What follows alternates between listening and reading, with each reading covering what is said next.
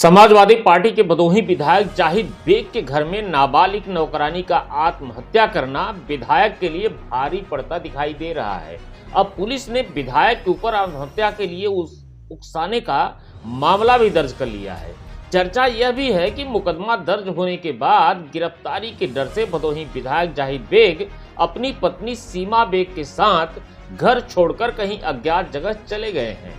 9 सितंबर को घटना घटित होने के बाद विधायक भदोही ने मीडिया में कोई भी बयान नहीं दिया था। यूं अचानक विधायक का घर से गायब हो जाना जहां कई सवाल खड़े कर रहा है, तो उनके करीबियों में मायूसी भी दिखाई दे रही है। हालांकि अभी तक विधायक के समर्थक कुछ भी बोलने से कतरा रहे हैं, किंतु दबी जुबान से अब बोलने से गुरेज भी नहीं कर रहे हैं कि विधायक को राजनीतिक द्वेषवश फंसाया जा रहा है। नमस्कार, मैं हूं हरीश सिंह और आप देख रहे हैं ह्यूमन टुडे। यदि आपने अभी तक मेरा चैनल सब्सक्राइब नहीं किया है तो कृपया कर लें। 9 सितंबर सोमवार की सुबह भदोही में तब सनसनी फैल गई जब खबर फैली कि भदोही विधायक जाहिद बेग के घर में काम करने वाली नाजिया नामक नौकरानी ने अपने कमरे की छत में लगे हुक से अपना दुपट्टा फंसाकर आत्महत्या कर लिया। सुबह जब नाजिया का दरवाजा नहीं खुला तो विधायक जाहिद बेग ने पुलिस को सूचना दी। मामला समाजवादी पार्टी के विधायक से जुड़ा हुआ था, लिहाजा हाई प्रोफाइल मामले को देखते हुए एसपी डॉक्टर मीनाक्षी कातायन सहित जिले की पुलिस फोर्स मौके पर पहुंच गई। पुलिस ने शव को कब्जे में लेकर पोस्टमार्टम के लिए भेज दिया।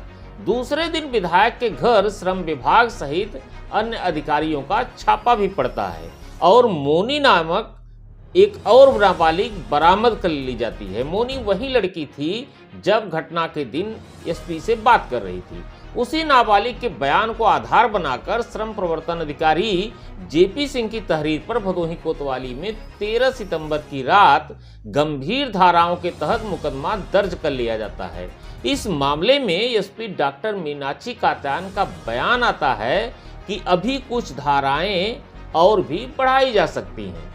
कि इसने जो है अल्टीमेटली जो फांसी लगाई वो किन परिस्थितियों में लगाई और जो तथ्य सामने आएंगे उसमें संभवतः इसमें धारा की भी बढ़ोतरी की जाएगी और विधिक कार्रवाई की जाएगी। विधायक जाहिद बेग को भरोसा था कि श्रम विभाग के द्वारा ही उनके ऊपर जो कार्रवाई होगी वही हो सकती है।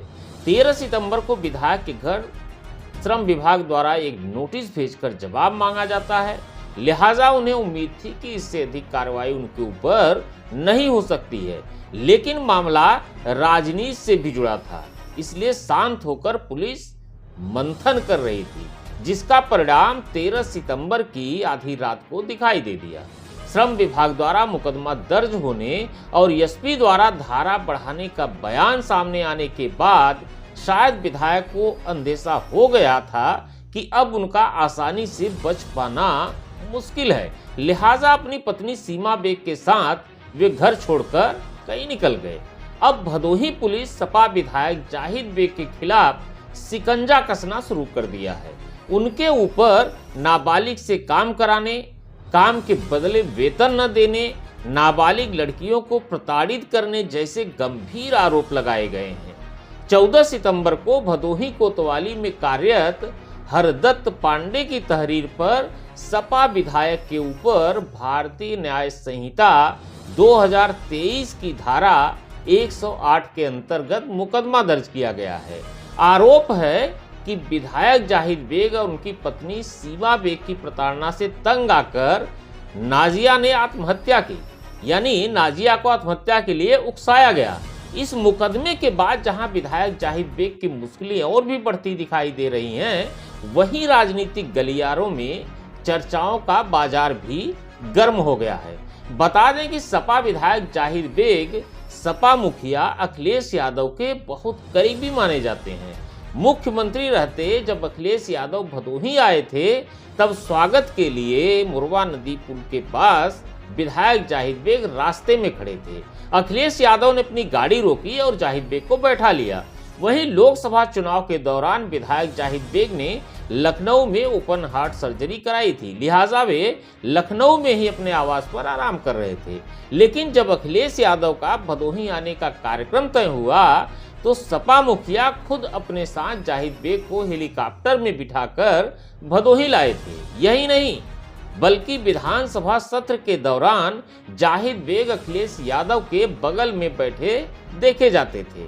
2022 के विधानसभा चुनाव में योगी और मोदी की लहर के बावजूद जाहिद बेग ने भाजपा प्रत्याशी व सीटिंग विधायक रहे रविंद्रनाथ त्रिपाठी को 5000 से अधिक मतों के अंतर से हरा दिया था।